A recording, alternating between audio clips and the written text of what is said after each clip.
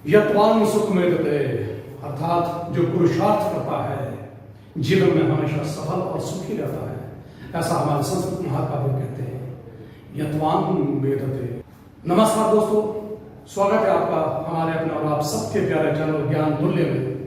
आपको याद है पिछली बार हमने एक सीरीज चलाई थी सक्सेस स्टोरीज करके, एक आम आदमी की महागाथा, एक आम आदमी की सफल होने की गाथा, जो गांव से, देहात से, गली मोहल्ले से उठ के राष्ट्रीय स्तर पर जिसने अपनी पहचान बनाई हो, जिसने समाज के लिए कुछ बेहतरीन योगदान दिया हो। आज जैसा कि हमने पिछली बार पारस कुमार सर के बारे में आपको बताया था, जो बिहार के एक छोटे से कस्बे से उठ के हिसार आए और उन्होंने यहाँ बहुत सारे लोगों की दिशा और दशा दोनों बदल दी। बहुतों को इंजीनियर, डॉक्टर, सिविल सर्वेंट, ना जाने क्या क्या बनाया अपने 30 वर्षों के अंतराल में। तो आज हम एक और सक्सेस स्टोरी आपके सामने लेकर के आ रहे हैं, एक ऐसे शख्स की, एक ऐसे इंसान की जिसने जूते पॉलिश करते हुए, याद रखिएगा, जिसने जूते पॉलिश करके अपनी किस्मत चमकाई, शिक्षक बना, पढ़ाई लिखाई खूब की और आज राष्ट्रीय, अंतर्राष्ट्रीय ना जाने कितने पुरस्कारों से उन्हें सम्मानित किया गया, चाहे वो जिला प्रशासन हिसार हो, चाहे ब्लड बैंक, हेल्थ डिपार्टमेंट का ब्लड बैंक हो, खून देने की बात हो, और ना जाने कितने, क्योंकि उनकी जो इनामों की लिस्ट है वो बहुत लंबी चौड़ी है। तो आइए मैं आज आपको अपने प्यारे मित्र, दोस्त, जिन्होंने शिक्षा के क्षेत्र में बहुत ही अतुलनीय योगदान दिया हुआ है, श्री राजवीर सिंह जी से मिला रहा हूं, जो एक लेक्चरर है, ज्योग्राफी के लेक्चरर है, राजकीय कन्या वरिष्ठ माध्यमिक विद्यालय धांसू में कार्यरत है। ना जाने इन्होंने अपने जूते पॉलिश करने के सफर से लेकर के आज ये जहां जिस मुकाम पे खड़े हैं, कितनी मुश्किलों को झेला होगा, कितने दंश झेले होंगे समाज के, परिवार के, लोगों के, दोस्तों के, मित्रों के, क्योंकि हमारा समाज कभी किसी को कुछ सुनाने से चूकता नहीं है।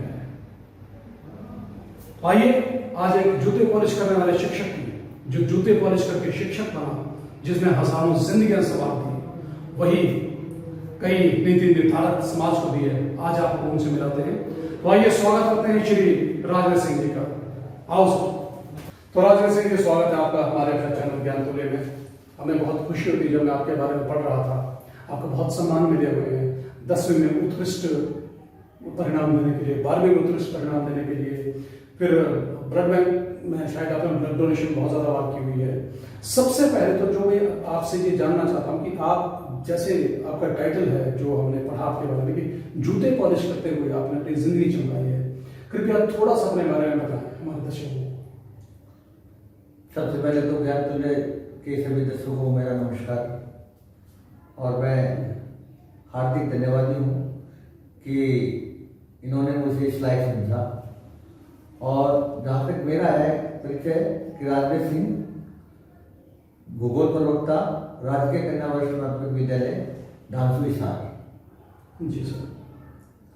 और जहाँ तक ये कहा कि आपने कहा कि टाइटल जो पढ़ा हमने कि जूते पॉलिश करके यहाँ तक पहुँचे, दरअसल कर्म कोई छोटा और बड़ा नहीं होता। मैंने एक बार अब्राहम लिंकन को पढ़ा था, उन्होंने जो है भी इसी काम से ऊपर उठे थे वो, और एक बार वो राष्ट्रपति होते हुए खुद के जूते पॉलिश कर रहे थे। बहुत बढ़िया सर, बहुत बढ़िया। तो एक बार उनके पास कोई पत्रकार आए, उन्होंने पूछ लिया कि आप राष्ट्रपति होकर के खुद के जूते पॉलिश कर रहे हैं, तो कहता ठीक है, मैं तो अपने करता हूँ, आप किसके करते हो? बहुत खूब सर, बहुत बढ़िया। तो दरअसल क्या है कि हमें ये बताया गया कि कर्म जो है सबसे बड़ा है। अगर कर्म नहीं करोगे तो आप आगे कुछ भी नहीं कर पाओगे। कर्म सबसे मेन जो है, मुख्य जो लक्ष्य है, अपने कर्म और कर्तव्य दोनों को निभाते रहना है। बिल्कुल बिल्कुल सर, गीता में भी यही कहा गया, भगवान कृष्ण ने कहा कि कर्मों पर ही उन्होंने सारा का सारा फोकस किया हुआ है। बिल्कुल। तो सर आप थोड़ा सा और बताएं अपनी गाथा के बारे में, आप कैसे यहाँ तक पहुंचे? जब मैं पढ़ रहा था तो मेरे कई 1988 की बात है, एक ऐसा पीरियड आया था कि पढ़ाई छोड़ने का बिल्कुल मन कर रहा था। एक मेरे साथी हैं जो आजकल दैनिक सवेरा के चीफ एडिटर हैं, मिस्टर सुरेंद्र सोडी जी। और उनके ब्रदर हैं मुकेश सोडी। उन्होंने मुझे मोटिवेट किया कि आप इस डायरी से या इस काम से आप कितना कमा लोगे, लेकिन आप एजुकेशन लोगे ना तो आप बहुत कुछ कर सकते हो। बहुत बढ़िया सर। उन्होंने डॉक्टर बी आर अम्बेडकर की किताबें दी मुझे, जिसको मैंने पढ़ा, तो उन्होंने नहीं पढ़ पाया लेकिन मोटा मोटा पढ़ा, और जिसकी वजह से जो है कि मैंने पढ़ाई को दोबारा स्टार्ट किया। और जब मैंने कॉलेज में प्रवेश किया तो एक भूगोल प्रवक्ता है श्री भूगल नाथ गुदारा, रिटायर हो चुके हैं, उनसे पहली मुलाकात हुई जी। और उनसे जो मुलाकात हुई उनसे ये मुझे प्रेरणा मिली कि खुद के लिए नहीं जीना, दूसरों के लिए जीना, समाज के लिए जीना। बहुत खूब, बहुत खूब। और उनके माध्यम से मैंने एनएसएस ली, और उस एनएसएस का मोटो था not me but you. Not me but you, ये बिल्कुल। बात ध्यान देने योग्य है दर्शकों। यहाँ पे नॉट मी बट यू, सबने थोड़ी देर पहले डॉक्टर भीमराव जी का जिक्र किया, वो सदैव हमारे लिए प्रेरणादायक रहेंगे, आदरणीय रहेंगे। उन्होंने ना जाने ऐसी कितनी जिंदगियों को संवारा होगा, भारत का संविधान लिखा। और एक दिन मैं उनके बारे में पढ़ रहा था जब मैं पंजाब विश्वविद्यालय में था, इतनी लंबी चौड़ी डिग्रियां हासिल की हुई है, मतलब एक आम आदमी का तो सर चकरा जाए। Sir please. हाँ, वो दरअसल जब मैं बता रहा था कि नॉट मी बट यू, ये तो उनका मोटो था, लेकिन उसमें एक चीज और दी गई थी, dignity of labour. Dignity of labour, कि मेहनत की कदर है, मेहनत आप किसी भी रूप में कर सकते हो। तो इसलिए जो है, जब वो दौर था कि उस एक 1990 के अंदर एक दौर आया जिसमें विद्यार्थी खाली था, लेकिन उस दौरान में मैंने जो ना उस डिग्निटी ऑफ लेबर की इंपॉर्टेंस को समझते हुए खुद के लिए काम किया। सर बीच में मैं आपको रोकना चाहूंगा, माफी चाहता हूँ। दर्शकों प्लीज, मेरे देशवासियों, बच्चों, इस बात पर ध्यान दें। सर ने बहुत महत्वपूर्ण बात कही है, डिग्निटी ऑफ लेबर। इसका अर्थ क्या है कि आप जो भी काम करते हो, चाहे आप रैग पिकिंग का काम करते हो, चाहे आप घर में काम करते हो, चाहे कोई और काम कर रहे हो, पढ़ने का काम कर रहे हो, पढ़ने के साथ साथ रोजगार अर्जित करने के लिए कोई दूसरा काम कर रहे हो, dignity of labour, give respect to your work. Sir ये बहुत बड़ी बात है, मैं आपका बहुत बहुत धन्यवादी हूँ, आपने हमारी भी आंखें खोल दी। प्लीज अब आप कंटिन्यू। हाँ, डिग्निटी ऑफ लेबर के तहत जो है पार्ट टाइम काम किया मैंने, क्योंकि घर की व्यवस्था ऐसी नहीं थी कि वो मेरा खर्चा कर सके, इसलिए साथ साथ पढ़ाई के साथ साथ अन्य कोई काम भी किए जो उस समय मेरे को उचित लगे। यहाँ तक कि सीनियर मॉडल स्कूल है गवर्नमेंट कॉलेज के पास है, यहाँ मैं नाइट वॉचमैन का काम ले गया था, क्योंकि जो गुरु जी का जो नारा, मतलब उन्होंने मुझे लक्ष्य दिया था कि डिग्निटी ऑफ लेबर, उसको मैंने अपनाते हुए वो काम किया था मैंने। जिंदगी में मतलब आपने विद्यार्थी जीवन से लेकर के बहुत सारा स्ट्रगल किया हुआ, पहले शू पॉलिश की, जूते पॉलिश की, फिर वो तो मैं लास्ट तक जब मैं पीजी कर रहा था तब तक क्योंकि पार्ट टाइम फादर कहीं बाहर चले जाते थे, पार्ट टाइम मैं करता था और मेरे साथी मेरे पास आते थे। ये नहीं कि वो भाई जैसे ये काम कर रहा है तो वो दूर से दरकिनार करके, ऐसा नहीं था। मेरे साथ में मुझे इस मामले में सहयोग किया कि ऐसे मतलब कोई उन्होंने महसूस ही नहीं होने दिया मुझे कि मैं ये काम कर रहा हूँ। यही खासियत है सर हमारे समाज की। कई बार क्या होता है कि कुछ देखो, कुछ घटनाएं हो सकती है अप्रत्याशित, अन्यथा क्या होता है कि इंसान इंसान से बहुत प्यार करता है, उसका सहयोग देता है। सर प्लीज आप अपने बारे में बताइए। मैं आपके बारे में जब पढ़ रहा था तो मतलब मेरे रोंगटे खड़े होते थे, आप विश्वास नहीं मानोगे कि बहुत सारे तो आपने मान सम्मान लिया हुआ है 1997 में, 1999 में, ब्लड बैंक में, ब्लड डोनेशन में, कि आप जब पीजी कर रहे थे आप जॉब में आए, सरकारी शिक्षक हैं आप, सरकारी जॉब कर रहे हैं, तो यहाँ तक कैसे पहुंचे? फिर हम ब्लड डोनेशन पर बात करेंगे। यहाँ तक तो ऐसे है कि जब से मैं पहले प्राइवेट सेक्टर में काम करता था, जैसे यहाँ लाहौरिया स्कूल है, वहाँ से मैंने अपना स्टार्ट किया। उसके बाद Guru Nanak Dev girls senior secondary school है वर्तमान के अंदर, वहाँ एज ए भूगोल प्राध्यापक रूप, वहाँ जो है स्कूल के अंदर एनएसएस की यूनिट हम लेकर के आए थे। बहुत बढ़िया, बहुत बढ़िया। क्योंकि मैंने 97 में एमएड की थी और बाद में कॉलेज खोले, बीएड कॉलेज, उसके बाद बीएड कॉलेज में चला गया। तो वहाँ मैंने 7 साल पढ़ाया और ये सरकारी जॉब के लिए 2012 के अंदर विज्ञापन आया कि 4 साल का एक्सपीरियंस। तो एक मेरे साथी है, आज तो चंडीगढ़ में है वो, तो वो उन्होंने घर आकर के फार्म मेरा भरवाया। मैं बिल्कुल निराश हो चुका था कि मैंने फार्म भरना ही नहीं है, क्योंकि लगभग उस समय मेरी 43 ईयर्स हो चुकी थी। कहने लगे नहीं भरना है तो किसी भी माध्यम से लगा लो, वो मेरे से पूरी तरह से सहयोगी है। और मतलब इतना पारिवारिक रिश्ता है कि उन्होंने जो है मुझे अपने से दूर किया ही नहीं तो घर आकर के कौन करेगा। एमएड कर रहा था तब भी उन्होंने कहा कि एमएड कर ले, मैंने मना कर दिया, नहीं घर से आकर के डॉक्यूमेंट्स खुद ले गए, खुद फीस जमा करा दी। मतलब ये था कि साथियों का, सभी का सहयोग रहा, मौके पे जिस साथी ने काम किया उसका मेरिट नहीं। ये बहुत बहुत बढ़िया बात है। ये है कि मतलब ईश्वर के रूप में ईश्वर स्वयं तो नहीं आता, मतलब अपने नुमाइंदे भेजता है। बिल्कुल जाइए आप ये काम कीजिए। बिल्कुल जी। तो सर एक बीच में आपको रोक रहा हूँ, माफी चाहता हूँ कि मैंने आपको देखा कि आपकी अवार्ड्स की लिस्ट बहुत लंबी चौड़ी है। आपको राष्ट्रीय अंतर्राष्ट्रीय सम्मान से आपको नवाजा गया है, थोड़ा सा उसके बारे में बताइए। ये जो सम्मान है ये मेरा सम्मान नहीं, ये उन सभी का सम्मान है जो विद्यार्थी मेरे अच्छे अंक लेकर के पास होते हैं। तो विद्यार्थियों का सहयोग है। अगर हम पढ़ा देते हैं, विद्यार्थी पेपर ना करें तो हमारी मेहनत बेकार। तो विद्यार्थियों का पूरा सहयोग और विभिन्न संस्थाओं में जैसे हरियाणा प्रेस क्लब है, उनके एक साथ एक संस्था जो थी यूनेस्को की दिल्ली के, वो 2011 के अंदर जो है अंतर्राष्ट्रीय शिक्षक दिवस के ऊपर मुझे सम्मानित किया गया था। तो ये सभी जो है साथियों का सहयोग है और बिना सहयोग के कुछ भी नहीं हो सकता। और रही बात रक्तदान की, रक्तदान मैंने जो है प्रोफेसर PR बुदारा जी जो कह रहे थे कि ये रक्तदान सबसे अच्छी चीज है, और उसके बाद मैं स्वेच्छा से रक्तदान करता चला गया। हालांकि पहली बार जब मैंने ब्लड डोनेट किया था तो मुझे घर वालों से डांट पड़ी थी कि ऐसा क्यों कर दिया, लेकिन मैं बिल्कुल हटा नहीं। एक बार जो है किसी साथी को ब्लड की जरूरत पड़ गई तो मैंने उस सर्टिफिकेट से ब्लड लेना कहा तो उन्होंने कहा कि इतनी इसकी कॉस्ट इतनी है। उसके बाद मैंने फैसला ले लिया कि बजाय ब्लड डोनेशन कैंप में मैं पेशेंट को सीधा देना पसंद करूंगा। ये बात भी ध्यान देने योग्य है, आम जनमानस तक ये बात अवश्य पहुंचे। बहुत सारे लोग अपने अपने कार्यक्रम के तहत बहुत सारे ब्लड कैंप्स का आयोजन करते हैं, ये बुरी बात नहीं है, अच्छी बात है।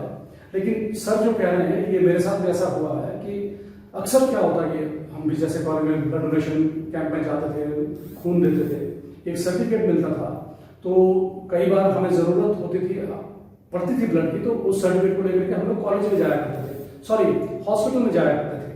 तो वो चीज उस टाइम फिर वो सर्टिफिकेट आपका किसी काम का नहीं रहता सर। तो ये फिर मैंने भी महसूस किया सर जो आप कहते हैं कि हमें ब्लड उसी वक्त देना चाहिए जब एकदम से जरूरत है किसी को, चाहे वो इंटरनेट के माध्यम से हम तक सूचना पहुंचे, चाहे दोस्त फोन करे या जरूरतमंद हो। लेकिन ब्लड डोनेशन के कैंप्स जो है वो अपने आप चलते रहे, उससे हमें कोई खास वो आपत्ति नहीं है, अच्छी बात है, समाज सेवा का काम है। सर अब मैं आपसे ये जानना चाहता हूँ कि शिक्षक, समाज सेवक, एक प्रतिष्ठित व्यक्ति समाज के, इन सब के बीच में आप तालमेल कैसे बिठा पाते हैं? क्योंकि कभी समाज के लिए चले गए काम करने, कभी ब्लड शिक्षक एक ऐसा व्यक्तित्व है जो समाज के सबसे नजदीक है, और समाज के नजदीक होने के साथ वो हर एक परिवार के साथ नजदीक है। क्योंकि जो बच्चे हैं वो उनका विश्वास अपने माता पिता से अधिक अपने शिक्षक पे होता है। अगर मान लीजिए छोटा बच्चा है कि अगर माँ बाप ने कुछ अक्षर सिखाने के लिए उसको बताया कि नहीं, वो ये सीधा कहेगा मेरे टीचर ने ये बताया है जी, तो वो टीचर पर विश्वास करता है। इसलिए जो है वो उसके माध्यम से समाज के सबसे नजदीक चला गया। बिल्कुल। और पहले जब था कि पीटीएम नहीं होती थी, जब मैं सरकारी जॉब के अंदर आया सबसे पहले मैंने पीटीएम की थी 2015 के अंदर। ये भी हर एक जो है टेस्ट के बाद पेरेंट्स को बुलाया जाता था। तब तक हालांकि इस स्थिति में मुझे अवरोधों का सामना करना पड़ा कि ऐसा कोई रूल नहीं है, ऐसी कोई वो नहीं है, लेकिन मैंने अपने क्योंकि मैं स्कूल का उस समय इंचार्ज था, तो मैंने जो है बिल्कुल सर, बीच में आपको रोक रहा हूँ। ये विरोधाभास रहता है जब भी कोई व्यक्ति समाज में कुछ परिवर्तन लाना चाहता है, कुछ नया काम करना चाहता है, तो उसे विरोध का सामना अवश्य करना पड़ता है। जैसे गुरुजी कह रहे हैं कि इन्होंने पहली बार सरकारी विद्यालयों में पीटीएम की व्यवस्था लागू कर दी। ये तो अपनी ओर से बहुत अच्छा काम कर रहे थे, समाज को जोड़ रहे थे। पेरेंट्स, टीचर और जो बच्चे के एक एसोसिएशन है, जो रिलेशन है, उसको आगे बढ़ा रहे थे। फिर भी हम में से बहुत सारे लोग ऐसे होते हैं जिन्होंने शायद इनको कहा होगा, एक हरियाणवी में कहा होगा, घना चौधरी बना है या ये कर लेगा। सर प्लीज आप। हाँ बिल्कुल ऐसा हुआ, क्योंकि मैं वो पंजाबी बैंक में था उसमें कि की लोड है तो बच्चे तय नहीं आएंगे। मैंने कि ये बच्चे जो है ना हमारी पूंजी है। बिल्कुल सर, अगर बच्चे हैं तो हम हैं, अगर बच्चे नहीं तो हम नहीं हैं। तो वो जब पहली मीटिंग में पूरे पेरेंट्स नहीं आए, उसको मैंने 2 दिन तक रखा और फिर उसको उस पर अपने वेबसाइट पे चढ़ा दिया। मतलब जैसे एक तरह की स्कूल का एक फेसबुक पन्ना बना हुआ था मैंने। बहुत बढ़िया। सबसे पहले मैंने सोशल मीडिया का सहारा लिया, फेसबुक पन्ना फैलाया और उसके माध्यम से पूरा उस फतेहाबाद के अंदर या रतिया ब्लॉक के अंदर सारी जगह पर कि भी यहाँ ये काम होता है। बेहतरीन सर। और उसके बाद मेरी ट्रांसफर होगी गुराना 2016 के अंदर। वहां भी मैंने किया, तो कह रहे यहाँ तो फिर आते नहीं। मैंने कहा कि एक बार मौका दो। वो जैसे आपने हरियाणी बोली में कहा कि घना चौधरी, वहां कह रहे कि यहाँ 1-2 आएंगे ही। हालांकि उस समय सरकार ने कर दिया था कि पीटीएम होना चाहिए। मैं तो सरकार का धन्यवाद दूं कि उस मेरे फेसबुक पन्ने को देख करके हर साल 2 या 3, ये तो अब 2 या 3 महीने मीटिंग होती है, लेकिन मैं हर महीने एग्जाम होते ही उससे अगले शनिवार को मीटिंग देता था। बहुत बढ़िया। मान लो कि शुक्रवार को एग्जाम खत्म हुआ तो उससे अगला जो शनिवार आने वाला है उसको पीटीएम कर देते हैं, ताकि सारा रिजल्ट तैयार है बच्चों के नाम। जब रिजल्ट कमजोर आया तो कमाल की बात है कि 9th के अंदर जब मैंने जब 2014-15 का रिजल्ट निकाला था, बिल्कुल फेयर रिजल्ट निकाला था, 60% पास आउट किए थे और कोई विरोध नहीं होगा उसके अंदर। बहुत बढ़िया सर। अगर मान लो कि मैं पीटीएम के माध्यम से उनके नॉलेज में नहीं डालता तो पूरा गांव खड़ा हो जाता। हाँ बिल्कुल भैया। जब ये 60% रिजल्ट दिया है तो स्टाफ में ही सुगाहट हो चुकी कि गांव वाले इकट्ठे हो जाएंगे। मैंने अगर आए तो मैं जिम्मेदार हूं। बेहतरीन। और एक कमाल की बात है, एक भी नहीं आया, क्योंकि उन्हें पता था, आपने अवगत करवाया था उन्हें कि ये होने वाला है, ये आपके बच्चे का भविष्य है, रिजल्ट है। हाँ बिल्कुल, एक भी नहीं आया। गुराना में भी ऐसा हुआ कि जब रिजल्ट आउट हो, मतलब हर बार पीटीएम कि सरकार तो पीटीएम करती थी, उसके अलावा मैं बीच में पीटीएम करता था, ताकि जो है ना फोन के माध्यम से, अब तो डिजिटल हो गया सारा कुछ। बिल्कुल। उस टाइम क्या है कि बच्चे नहीं आते थे तो घरों में जा करके मैसेज देना था, यही चैलेंज होता था एक है। और आज भी मैं जो है ये सोच रहा था, 2-3 बच्चियां जो काफी दिन से नहीं आ रही थी, तो मैंने कहा कि मैं आज इनके घर जाता हूँ। बहुत बढ़िया सर, बहुत बढ़िया। क्योंकि बच्चे तो अमूर्त होते हैं, उनको तो मूर्ति देने का काम हम लोग करते हैं। बिल्कुल सर। पेरेंट्स क्योंकि का लिटरेसी रेशो कम है, उनको एजुकेशन का महत्व पता नहीं है, तो इसलिए कुछ ऐसी बात बनी कि मुझे जाने की आवश्यकता नहीं पड़ी कि हमारे 4th क्लास पीएन है, उन्होंने आगे गुरुजी मैं पक्का ला दिया हमारे बच्चों को, मंगलवार को नहीं आए तो हम मंगलवार को चलेंगे। बहुत बढ़िया सर। तो ये चीजें जो है ना, उसके अलावा जो है बच्चों में एक तरह से ग्रुप बनाया है सहयोग के लिए। कोई बच्चा कमजोर है तो उसके साथ काम करे। हाँ, अच्छे बच्चे के लिए सहयोग करें उसको। बिल्कुल। आज क्योंकि आजकल सारा काम ऑनलाइन होता है। बिल्कुल सर। कुछ बच्चे ऐसे होते हैं जिनके पास सिंपल फोन भी नहीं है, लेकिन उन बच्चों में उनके साथ एडजस्ट कर दिया, जिसको कहते हैं शिक्षा मित्र। बहुत बढ़िया। वो शिक्षा मित्र बना रखे हैं हमने। सरकार ने तो बाद में काम किया है, वो शिक्षा मित्र का काम हमने पहले ही ऐसे शिक्षा मित्र बना रखे हैं। सर यहाँ ध्यान देने वाली बात ये है कि सरकार कहाँ से, सरकार मुझसे आपसे हम सबसे सरकार है। हम सब ने जो काम किए हैं, जब वो सरकार की नजर में आते हैं तो उनको आगे इम्प्लीमेंट कर देती है। हमारा समाज में ज्यादातर क्या है कि हम लोग सरकार को गाली देने पर लगे रहते हैं कि सरकार ने ये नहीं किया। सरकार किसी की भी हो, किसी भी दल पार्टी की, हाँ बिल्कुल अच्छा ही काम करेगी, बिल्कुल वेलफेयर का काम करेगी। लेकिन जैसे सरकार में क्योंकि अधिकारी होंगे, पढ़े लिखे लोग होते हैं, जैसे उन्होंने आपके काम को देखा, सराहा कि यार कोई अध्यापक है जो पीटीएम कर रहा सरकारी स्कूल में, तो नीति बन गई। बिल्कुल। आपका बच्चों के साथ डायरेक्ट कनेक्शन हो गया, बिल्कुल। आपने पेरेंट्स को जोड़ा, रिजल्ट बेहतर आ गए। तो ये बहुत ही सराहनीय बात है कि आपने ग्रास रूट लेवल से उठ के एक ऐसा काम किया हुआ, ऐसे कुछ एक अच्छे नागरिक देश को दिए हुए। जैसे चाणक्य जी कहते हैं कि शिक्षक कभी साधारण नहीं होता, उसी के हाथों में देश का भविष्य और विध्वंस निर्माण सब कुछ उसके हाथ में है। तो ऐसे जो आपकी तरह कर्तव्यनिष्ठ शिक्षक हैं जो जुटे हुए समाज निर्माण में, हमें सर आप पर बहुत फख्र है, गर्व है। सर मेरा अंतिम प्रश्न अब आपसे ये है कि आप दर्शकों को, अपने बच्चों को, स्टूडेंट्स को क्या कहना चाहोगे? मैं यही कहना चाहूंगा कि अपने पेरेंट्स, सबसे पहले पेरेंट्स को कहना कि अपने शिक्षकों पर, बच्चों को कहें अपने शिक्षकों पर विश्वास करें।